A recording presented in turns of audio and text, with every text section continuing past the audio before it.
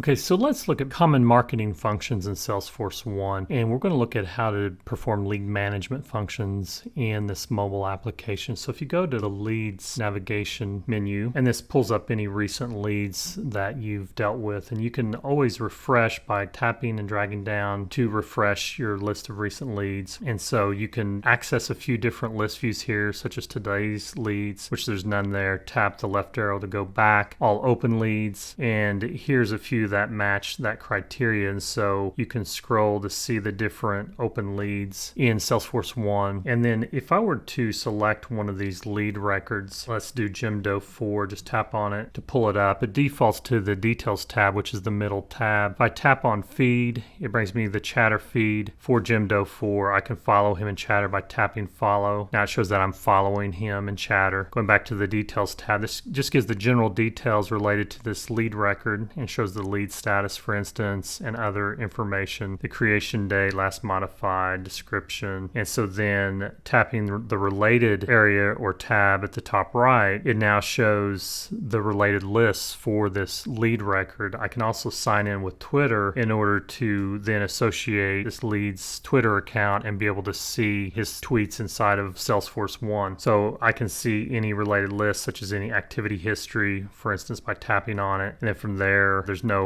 records in the list, so I'm just going to go back. Now I'm going to go back to the details of this lead. And so now previously, in a previous lecture, we looked at global actions that were down at the bottom, and now you'll notice this action bar is different when we're on the lead record, and that's because these are object specific actions. And what I mean by that is these are actions that you can perform on a lead record. And so the first one on the left is logging a call. So if you called this lead, you could fill in information related to the call, such as how the call went, and it fills in the name of the person you called, and you can relate this to something else and click save, for instance. Other object specific actions for leads would be creating a new task, doing a chatter post, and then as well another action is you can edit this record by tapping edit, and then you can do things like fill in missing fields, and drop downs you can tap, and this is how drop downs work in the mobile device. So then you can actually type in a phone number here. And what's really cool about this, I'm not going to demo this right now because if I do it I'll pop out of my recording session. You could actually, once I save this, you could actually call this lead record by tapping the call button, and it asks you if you want to dial that number or log without calling. So you could log a call without calling. If I were to tap mobile phone and make a phone call to this person, my phone would actually call them, and once I'm done it brings me back to the log a call screen. And so then after you complete the call, you could actually log your call here and then just click save, and that way all in one fell swoop you could make phone calls from within Salesforce 1, pulling up their contact details in this lead record for this example and make the phone call and log the call. And so then you can also create new tasks for lead records like we've shown before. I'm going to cancel out of that to save time. You could do chatter posts on a lead record, and you can add mention users, post that's a chatter post. So if I go to the feed now for this lead record, you can see the chatter post and also the call that I just logged. And so some of the other object specific actions for a lead record, in addition to the logging a call and doing a new task and doing a post, and then as well the edit icon, is if you tap show more. Some of the other functions you can do would be to delete a lead record, for instance, change owner, and you can see the list here. So then in addition to leads, you can also work on campaigns inside of Salesforce 1. You can pull up a campaign by tapping on it in the list, and then the object specific actions for a campaign would be here on the bottom to do a chatter post, add a file, create an event related to the campaign, create a task, and then if I tap show more, you can see you can log a call related to a campaign. You can't do an actual phone call because there's no phone number field on a campaign record, for instance, but you could change owner, tapping on the bottom there, enter the new owner name and click submit. And so you get the warning here, I'm the existing owner for this campaign, so I'm going to cancel out of that for sake of time. And you can go to the feed for a campaign, and it's the same sort of concept here on the top. You got your feed, your details, and then your related lists. So these are related lists to a campaign, and you can see your campaign hierarchy, for instance, and down at the bottom here the campaign members. So if you want to see the different members of a campaign, here's the contacts and leads associated with this campaign. And so you could pull up one of the lead records by tapping on it. I'm just tapping on David Monaco, and this gives you the campaign details. There's a lot you can do from Salesforce 1 as far as marketing goes, and next we're going to be going into some common sales functions in Salesforce One.